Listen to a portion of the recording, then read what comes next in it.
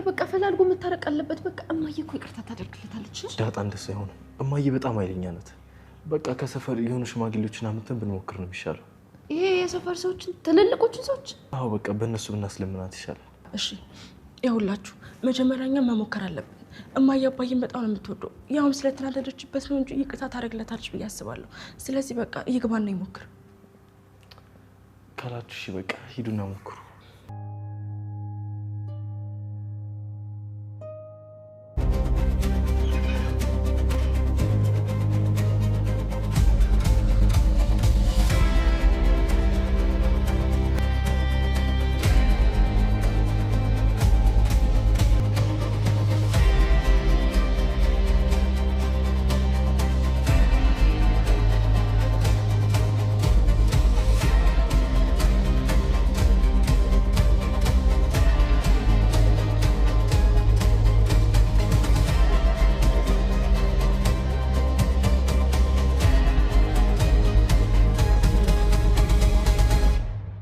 ማርታ ልብሽን እንደሰበርኩ ታውቃለህ።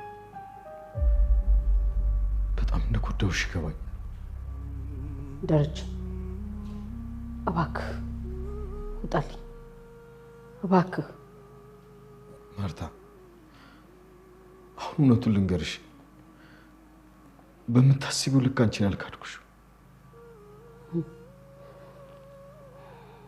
ደረጀ ይህን ካንተ አልጠብቅም። ይቅርታ ልጠይቀኝ እየሞከርክ ከሆነ ይህንን በፍጹም ካንተ አልጠብቅም። አውቃለሁ ማርቲ፣ በጣም ብዙ ነገር አሳልፈናል፣ በጣም ብዙ። ግን እኮ አሁንም አከብርሻለሁ ማርቲ። አትድጋ። ሰላም ሰላም፣ እንዴት ናችሁ? በያላችሁበት ሰላማችሁ ብዝት ይበልልኝ የዳጣና የናታን አድናቂዎች። እንግዲህ ማርቲ በጣም ጥሩ በጣም መልካም ሰው ነች። በተቃራኒም ደግሞ በክብሯ የማትደራደር ቤቷን ትዳሯን የምትወድና የምታከብር ናት። እንግዲህ ጋሽ ደሬ ይቅርታ ጠይቆ ነበረ። ይቅርታ የመጠየቅ አቅም ኖሮት አይደለም ይቅርታ የጠየቀው። ኤቢና ናታን ዳጣ እነሱ ግፊትና ጫና አድርገው እድልህም ሞከር ይቅርታ ጠይቅ ብለውት እንግዲህ በእነሱ ሀሳብ ተስማምቶ ይቅርታ ጠይቆ ነበር። ነገር ግን አልተሳካም። በጣም ነው ያዘነው፣ በጣም ነው የተሰበረ፣ በጣም ነው በቃ የተጎዳ ያለው። ያሳዝናል። ምንም ጥፋተኛ ቢሆን በጣም ነው የሚያሳዝነው። ማርቲም ታሳዝናለች። ሴት ልጅ ትዳሯ እንግዲህ ሁሉ ነገሯ ክብሯ በቃ እርፍ የምንልበት ትዳራችን ነውና በጣም ባልጠበቀችው መንገድ እንደዚህ ይሆናል ብላ ባላሰበችው ሁኔታ ነው ትዳሯ እየፈረሰ ያለው።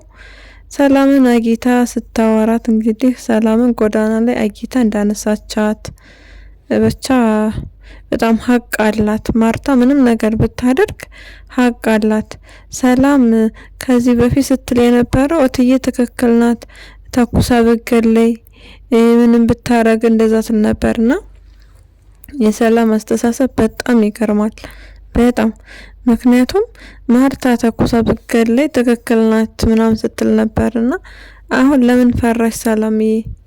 አሁን ላይ ለምን ፈራሽ? ያኔ በፊት እኮ ትግደለኝ ምንም ትበለኝ እያልሽ ነበር አይደል? አሁን ደግሞ ለመኖር ጓጓሽ፣ ፈራሽ አይደል? አሁን ላይ የሆነ ነገር ብሆን ምናምን እንደዛ እያለሽ ነው። መፍራትሽ ጥሩ ነው፣ ግን ከፈራሽ አይቀር ደግሞ የሰው ባህልን ባትደፋፈሪ ነበረ መልካሙ። አሁን ላይ ብትፈሪ ምን ብቲ ምንም ጥቅም የለውም። ያደረግሽው ነገር በጣም ያሳፍራል። ንዴትሽንና እልህሽን ለመወጣት እየሞከርሽ ያለሽው ናታን ላይ ነው። ናታንን አስተያየቷ፣ ንግግሯ በጣም የሚያሳፍር ነገር ነው። እንግዲህ የፈቀርካት ልጅ እናት ነኝ እኔን ሳታከብር ልጅን አትወስድም። ፐፐፐ አልቀረብሽም ወይዘሮ ሰላም ተይ እንጂ ምን ሆነሻል? ትዳር ታውቂያለሽ? በሰው ትዳር መካከል ገብተሽ የሰውን ትዳር በትንትን ያደረግሽ። የማርታ ቁስል የሚገባ ነው የሚገባው። በጣም ነው የምታሳዝነው። ማርታ ተሰብራለች፣ ታማለች። እንግዲህ አስባችሁታል። በቃ የተከበረ ትዳር የተከበረ ስም ነበር ያላትና በጎረቤቱ በዘመዶቿ ምናምን እየታማች ባሌ እንደዛ አያደርግም፣ ሰራተኛ እንደዛ አታረግም እያለች በሷ ምክንያት ከብዙ ሰው ጋር ስትጣላ ኖራለች። በጣም ያሳዝናል። በጣም ነው የሚያሳፍረው የሰላም ድርጊት። ፈጣጣነቷ እኮ ደግሞ አሳስረዋለሁ ስትል ጋሽን ምናምን ብላ ለማዘን ደግሞ ትሞክራለች። ድሮስ ያጠፋ ሰው የጥፋቱን ዋጋ መቀበል አለበት፣ ይቀጣል። ምክንያቱም ጥፋት ስላጠፋ። ስህተት የሆነ ነገር ደግሞ ስህተት ነው። ስለዚህ ሰላምም ቢሆን ኤቢ መክሰስ መቻል አለባት። እስካሁን ድረስ የዳጣ እናት መሆኗን ማንም ሰው አያውቅም። የሚያውቀው ናታንን ብቻ ነው። ኤቢ አታውቅም። ኤቢ ብታውቅ በጣም መልካም ነገር ነበረ። ነገር ግን አልተነገራትም። አሁንም ድረስ የምታውቀው አባቷ ከሌላ በቃ ከእናቷ ውጭ 2 ሴቶች ጋር ግንኙነት እንዳለው አርጋ ነው እያሰበች ያለችው። ቢያንስ ኤቢ ብታውቅ ምህረት ታረግለታለች። ከሰላም ጋር 2 ጊዜ እንዲተኛ ነግሯታል። እሱም ዳጣ እንደተወለደች ከዛ ደግሞ ለበቀል ብላ እንደሆነ 2ኛ ልጅ ያረገዘችው እሱን ነገር ቢያንስ ብታውቅ ኤቢ መልካም ነገር ነበረ። ሆድ እየባሳት በጣም ክፍት እያለት ነው ያለችው ስለ እናትና ስለ አባቷ ስታስብ። ውሃዬ ደግሞ እናቷን ጥልት ታርጋ አይገርምም። በቃ የዛሬ ልጆች አባታቸውን ነው የሚወዱት ምናምን ሲባል እኮ እኔ ብዙም አላምንም ነበር። አሁን ግን አመንኩ። በቃ እናንተስ ምን ተሰማችሁ? አባዬ ምትሽዋል፣ አስጠልታኛለች፣ እንደውም ፈነክታለሁ ሰው ማለት ሁሉ ጀመረች። በጣም ነው የምታሳዝነው ውሃ። አባቷ ይቅርታ ሲጠይቅ እሷም ሄዳ ከእናቷ ጉልበት ስር ተደፍታለች። በጣም ያሳዝናል። ያው አንዳንድ ጊዜ በህይወታችን የማንፈልገው ነገር ይሆናልና ሁሉ ጊዜ ህይወት አልጋ ባልጋ አይደለም። ነገር ግን ብዙዎቻችሁ ከዚህ ድራማ ላይ ምን ተማራችሁ የሚል አስተያየትና ሀሳብ አላችሁና እስኪ ምን እንደተማራችሁ ኮሜንት ላይ ጻፉልን። ያው ሰውን አለማመን ነው። ሰውን አቀዋለሁ፣ ሰውን እንደራሴ አምናለሁ ማለት በጣም በቃ ይሄ በጣም ነው የሚጎዳን። እንዳንነሳ አድርጎ ነው ገደል ነው የሚከተን። ተስፋችን የተቋረጠ እስኪመስል ድረስ ተስፋ ነው የሚያሳጣንና ሰውን እንደራሴ አምናለሁ ማለት ይሄ ስህተት ነው ለኔ። ማርቲ ይሄን የደረሰባት ነገር እንግዲህ ሰላምን ከመጀመሪያ ጀምራ 20 ምናምን አመት በጣም እንደ እናት፣ እንደ እህት፣ እንደ ጓደኛ፣ እንደ ቤተሰብ አርጋ ነው የያዘቻት። አሁን ላይ የመሰላት ደረጀ እንግዲህ ለ20 ምናምን አመት ግንኙነት እንዳላቸው እንደዛ አድርጋ ነው እያሰበች ያለችው። እውነቱ ግን ያ አይደለም። ዞሮ ማርቲ በቀኝም በግራም ቢሏትም ልትሰማቸውና ልታምናቸው አትችልም። የሚያሳዝነው ነገር ጋሽ ደሬ መኪና አደጋ ደርሶበታል። እንግዲህ ቁስል ሰላምና ምህረት ያለው እንዲሆን ምኞታችን ነው። በጣም ነው የጠጣው እናውቃለን። ቤቱን ይወዳል፣ ትዳሩን ይወዳል። ግን ደግሞ በቃ ይቅርታ ስላላረገችለት አቅም አጥቶ ራሱን በመጠጥ ለመደበቅ ሞከረ። እንደ አንበሳ ሆኜ ኖሬ ቤቴ እንግዲህ እንደ ውሻ ሆኜ ከምኖር ብሞት ይሻላል ብሏል። በጣም ነው የሚከብደው። በጣም የእውነት ሰላም ምናልባት እውነት ሊኖራት ይችላል።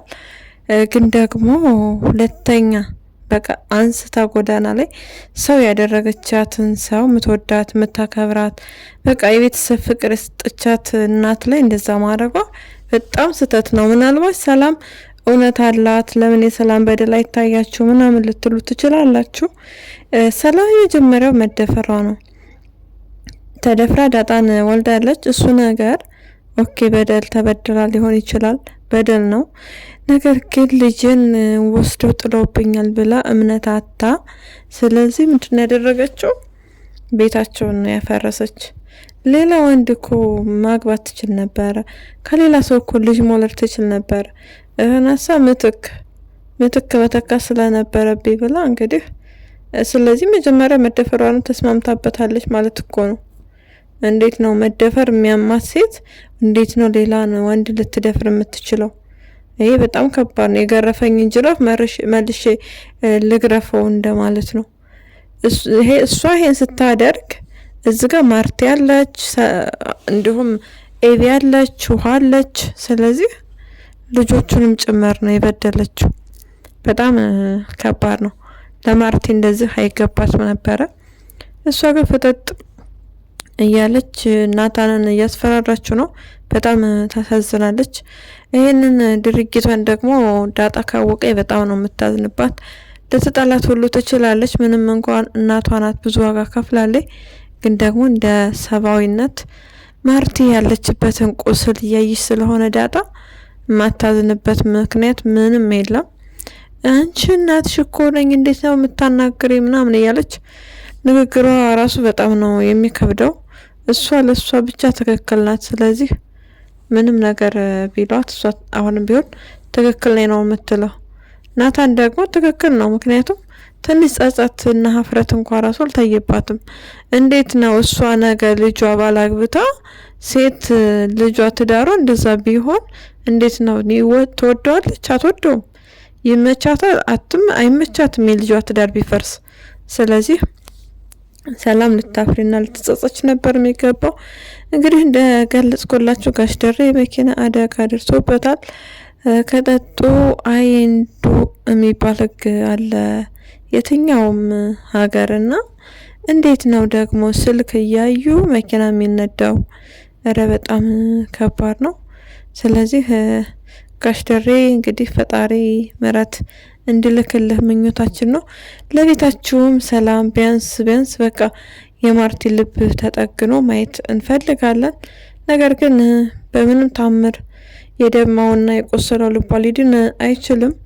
የበቃ እድሜ ልኳን ህመም የእድሜ ልክ ቁስል ነው ያዘለችው። ምክንያቱም በጣም ሰው ስለምታምን አንድም ቀን እንደዛ ሆናለሁ ብላ አስባ አታውቅም። እንግዲህ ሜዲ ብትሰማ ምን ትላለች? እህቷ እንዳወቀች እንድታውቅላት ስጨቀጭቃት ስትጎተኩታት ነበረ። ሜዲ ከተመለሰች የዳጣንም ማውጣቷ የማይቀር ነገር ነው። የዳጣን ለምን አልተነገራት? ለምን አልነገራችኋትም የዳጣን እያላችሁ ብዙ ሰዎች አስተያየት ትሰጣላችሁ። ቢነገራት መልካም ነገር ነበረ። አሁን ላይ አታውቅም። ሁለት ቁስል ባንዴ ከመሸከም እንግዲህ አንደኛውን ደግሞ ቀስ አድርጎ ሌላ ቀን የምታውቅ ይሆናል። ዳጣ ካልጠፋች አሪፍ ነው። ዳጣ ከጠፋች ግን የምታውቅበት ምንም መንገድ የለም። ማርቲ ደሬን ብታፋጥጡ ይነግራታል በዚህ ሰዓት። ዳጣስ የማናት ልጅ ያንተ ልጅ ናት ወይ ብትለው ቢያንስ ፊቱን አይታ ሁኔታውን ምናምን መረዳት ትችላለች። ደረጀ በዛን ጊዜ ሰላም እንዳረገዘች እንግዲህ እሱ በጣም እየተቅበዘበዘ ነበር። ሰላም ተኝ እያለ ቃዥ ነበር። ይሄን ሁሉ ማርቲ ማስተዋል አለባት። ወደ ኋላ መለስ ብላ በቤት ውስጥ ሲፈጠር የነበረውን ነገር ብታስተውል ቢያንስ መልካም ነው። እንግዲህ ጋሽ ደሬ ሰላም ትመልሳለች ወደ ቤት ሲባል የሰላም ስም ሲነሳ በጣም ነው የሚናደደው። በቃ ጥልት ነበረ ያደረጋት። ማርቲ አልጠረጠረችም። እንደነገርኳችሁ ወደ ኋላ መለስ ብላ ብታስብ ደረጀ ሊወዳት እንደማይችል ወይም 20 ዓመታትን ለበቃ እንደዛ ግንኙነት ኖሯቸው እንዳልኖሩ ማወቅ ትችላለች። ምክንያቱም የሚፈልጋት ብትሆን ኖሮ በቃ ቤት ራሱ ትውለድ ብሎ ትል ነበረ፣ ያመቻችላት ነበር። ቤት እንዳትወልድ ትውጣ፣ መውጣት አለባት እያለ ሲል ማርቲ ደግሞ መውጣት የለባትም እያለች ለሰላም ጥብቅና እየቆመች ነበር የኖሩት። በጣም የምታሳዝነው ማርቲ ከምንም በላይ ልቧ ተሰብሯል። አሁን ደግሞ ሌላ ትኩሳት ውሃዬ እያለቀሰች ነው። የውሃ አስተሳሰቧ ተቀይሯል። እንዲሁም ጋሽ ደሬ ላይ የደረሰው አደጋ ማርቲን አያስደስታትም። ሌላ ህመምና ሌላ ቁስል ነው። በሌላ በኩል ገዜና ለዛ አሁንም ድረስ አልተስማሙም። እኘኝ እየተባባሉ ነው እንደ ባልና ሚስት። በቃ አረ ባልና ሚስት እኮ ያው ሁል ጊዜ ይጣላም፣ ግን በቃ እነሱ ምንድን ነው ለዛ ላገባ ነው ቅጥልጥል ነው ማረግ ብለው ተናዷል። አርጁን መጥቶ ከአርጁን ጋር ሞቅ ደመቅ አድርገውታል ግቢውን በለቅሶ። በየተራ ነበረ ሲያለቅሱ የነበረውት። እንግዲህ ገዜ ምንድነው አርጁን የምትመክረው? አርጁ እኮ የኤቪ ባል ይሆናል ታያለህ። ልግባ አልግባ ብሎ አስፈቅዶ የሚገባው ሰው ነገ በቃ የቤት ባለቤት ሲሆን ታይዋለህ። የኤቢ ባል የቤቱ አማች የቤቱ መከታ ሆኖ ታይዋለህ። ራሱን እየቀየረ ነው። ዞሮ ዞሮ ኤቢ ጋር ይጋባሉ በስተመጨረሻ። ነገር ግን ተስፋ መስጠት በነበረበት ፋንታ ራስክን ፎቅ ላይ ወርውር፣ ራስክን ግደል፣ ሙተሃል ብሎ መምከሩ ተገቢ አይደለም። አቻ የመከረው ምክር በጣም ጥሩ ነው። ከዚህ በተቃራኒ ደግሞ ገዚህ ጥሩ ምክር አይደለም የመከርከው። እንደዛ ከሆነ አንተ ለዛን ታፈቅራታለህ አይደለ? ስለዚህ አንተ ለምን ራስክን ለምን ፎቅ ላይ ተወረወር ነው ጥያቄ። እስኪ ራስክን ፎቅ ላይ ወርውርና የምታገኘው ጥቅም ካለ ያን አንተን አይቶ እሱም በአንተ መንገድ ይሄዳል አይሻልም? አቶ ገዛኸኝ በልበል አንተ እንግዲህ እርምህን አውጣ። ራስክን ማውረር ካለብህም አንተ ነህ። ምክንያቱም ለዛን የሚወስደው ከእጅህ ላይ ነው። ለዛ ቢያንስ አንተን ተወድ ነበር የሆነ ሰዓት፣ ግን አቻ መጥቶ አካዳህ። በቃ እውነታው ይሄ ነው። ስለዚህ ራስክን ማውረር ካለብህ ራስክን ማውረር ያለብህ አንተ ነህ። ከዚህ ጥሩ ምክር አይደለም የመከርከው። የቃዴስና የኤቢ እራት ግብዣ በጣም ያስፈራል። የቃዴስ አስተያየቱ ንግግሩ እስካሁን አስቸግርሽ ማላቀውን ነገር አሁን ላስቸግርሽ ነው አለ። እንግዲህ እንደዚህ ዙሪያ ጥምጥም መሄዱ ለምን አስፈለገ? አቶ ቃዴስ ቅዱስ ማለት ነው ያልከው ሰውዬ እንደው ምን ጉር ነህ አንተ ግን? ቆይ መቼ ነው ከኤቢ ህይወት የምትወጣው? ኤቢ እውነቱን ማወቅ መቻል አለባት። በጣም ፈዛለች። ምክንያቱም በእናት በአባቷ ጉዳይ ስለተያዘች። ስለዚህ ኤቢዬ መንቃት አለብሽ። ከራቱ ጀርባ የሆነ ሴራ እንዳለ ማሰብና መጠርጠር መቻል አለብሽ ኤቢ። ለዛሬው ያስቆላችሁ ቪዲዮ ይሄንን ይመስላል። በሌላ ቪዲዮ እስክንገናኝ መልካም ጊዜ እንደሆነላችሁ ተመኘው። ለቻናላችን አዲስ ከሆናችሁ ሰብስክራይብ፣ ላይክ እንዲሁም ሸር በማድረግ ቤተሰብ ሁኑ። ሀሳብና አስተያየታችሁን ኮሜንት ላይ ጻፉልኝ። አመሰግናለሁ።